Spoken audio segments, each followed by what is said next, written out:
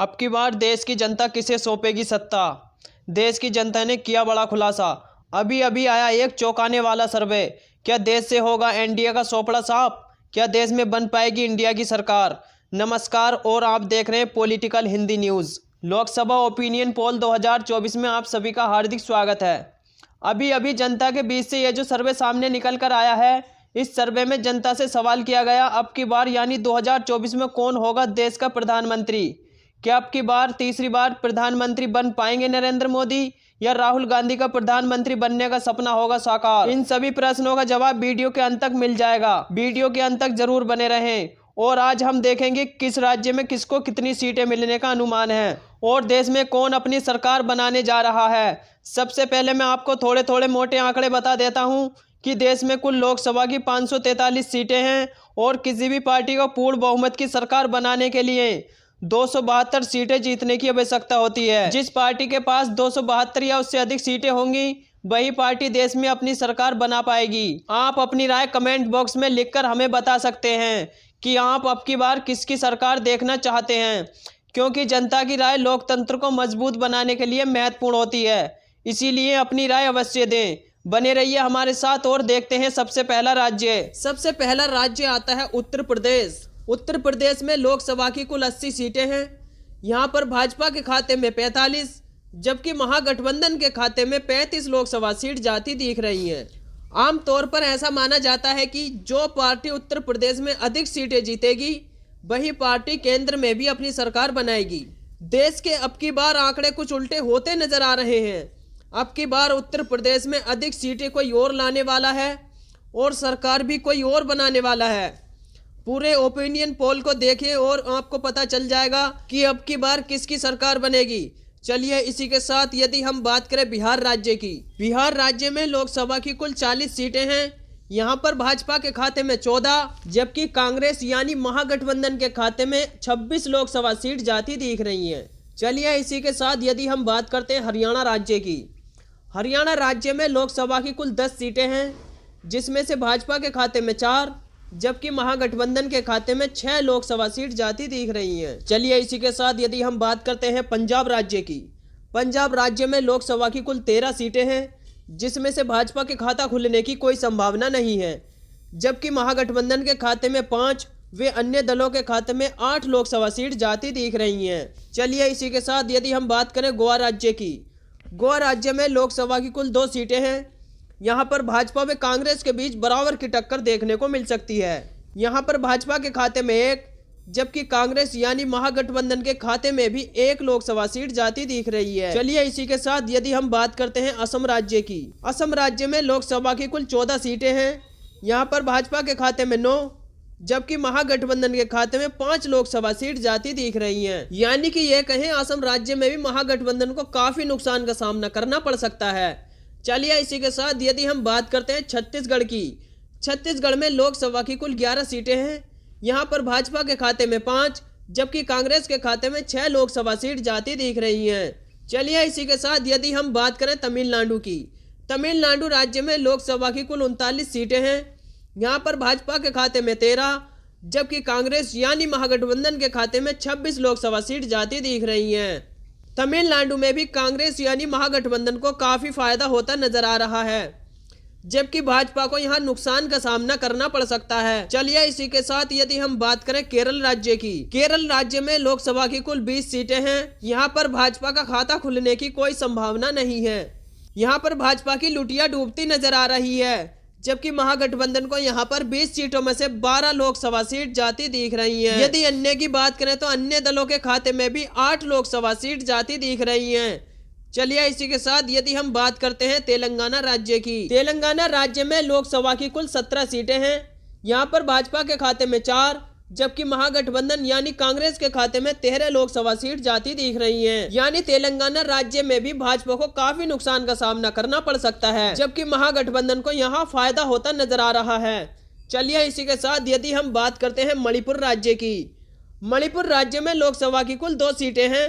यहाँ पर भाजपा का खाता खुलने की कोई संभावना नहीं है, जबकि कांग्रेस यानी महागठबंधन के खाते में मणिपुर की 2 लोकसभा सीट जाती दिख रही हैं। चलिए इसी के साथ यदि हम बात करते हैं मध्य प्रदेश की, मध्य प्रदेश राज्य में लोकसभा की कुल 29 सीटें हैं। यहाँ पर भाजपा के खाते में 7, जबकि महागठबंधन के खाते में 22 लोकसभा सीट जाती दिख रही हैं। भाजपा को मध्य प्रदेश में काफी नुकसान का सामना करना पड़ सकता है, जबकि महागठबंधन को यहाँ काफी फायदा होता नजर आ रहा है। चलिए इसी के साथ यदि हम बात करते हैं त्रिपुरा राज्य की। त्रिपुरा राज्य में लोकसभा कुल 2 सीटें हैं। यहाँ पर भाजपा व कांग्रेस के बीच बराबर की टक्कर देखने को मिल सकती है। भाजपा के खाते में 1, जबकि महागठबंधन के खाते में भी 1 लोकसभा सीट जाती दिख रही है। चलिए इसी के साथ यदि हम बात करें जम्मू कश्मीर की। जम्मू कश्मीर में लोकसभा की कुल 6 सीटें हैं। यहाँ पर भाजपा व कांग्रेस के बीच बराबर की टक्कर देखने को मिल सकती है।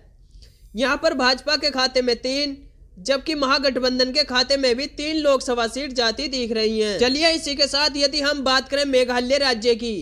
मेघालय राज्य में लोकसभा की कुल 2 सीटें हैं।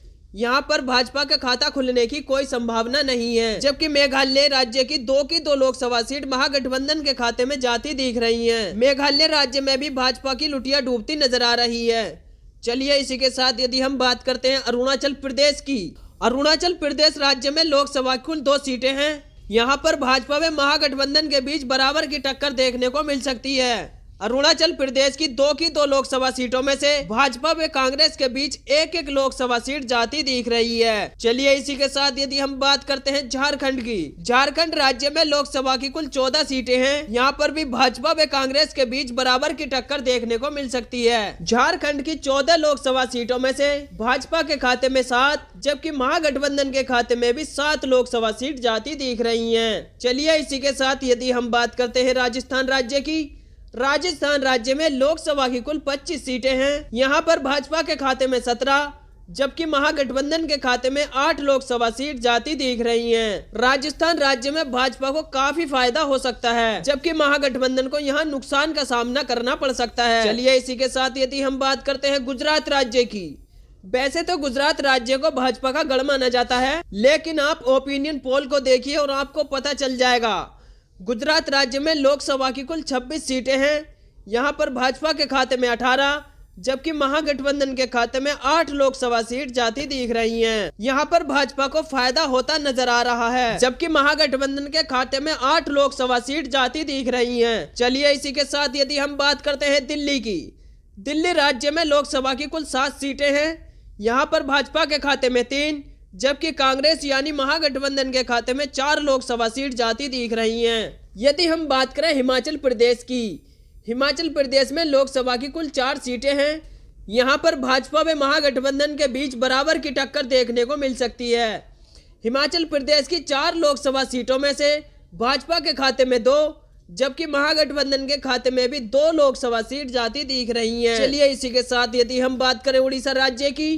उड़ीसा राज्य में लोकसभा की कुल 21 सीटें हैं। यहाँ पर भाजपा के खाते में 2, जबकि महागठबंधन के खाते में 3 लोकसभा सीट जाती दिख रही हैं। यदि वही बात करें हम अन्य दलों की, अन्य दलों के खाते में 16 लोकसभा सीट जाती दिख रही हैं। चलिए इसी के साथ यदि हम बात करते हैं पश्चिम बंगाल की। पश्चिम बंगाल में लोकसभा की कुल 42 सीटें हैं। यहाँ पर भाजपा के खाते में 8, जबकि महागठबंधन के खाते में 34 लोकसभा सीट जाती दिख रही हैं। चलिए इसी के साथ यदि हम बात करते हैं महाराष्ट्र की। महाराष्ट्र राज्य में लोकसभा की कुल 48 सीटें हैं। यहाँ पर भाजपा के खाते में 16, जबकि महागठबंधन के खाते में 32 लोकसभा सीट जाती दिख रही है। यानी कि महाराष्ट्र राज्य में भी महागठबंधन को काफी फायदा होता नजर आ रहा है। इसी के साथ यदि हम बात करें केंद्र शासित प्रदेशों की।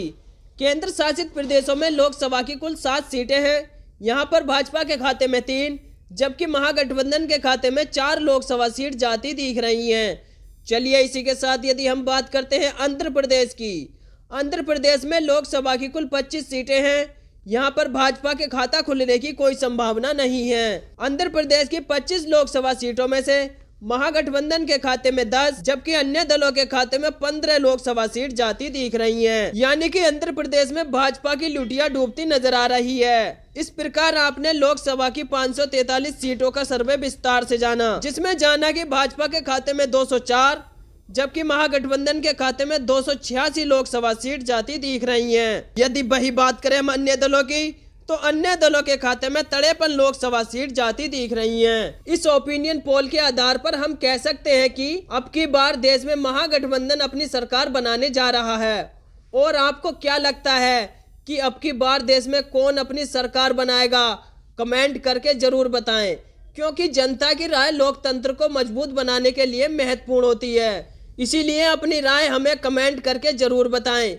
यदि आपने हमारे चैनल को सब्सक्राइब नहीं किया है तो प्लीज़ आपसे रिक्वेस्ट है हमारे चैनल को सब्सक्राइब कर लें। बेल आइकन प्रेस जरूर कर दें, नई वीडियो का नोटिफिकेशन आप तक पहुंचता रहे। धन्यवाद।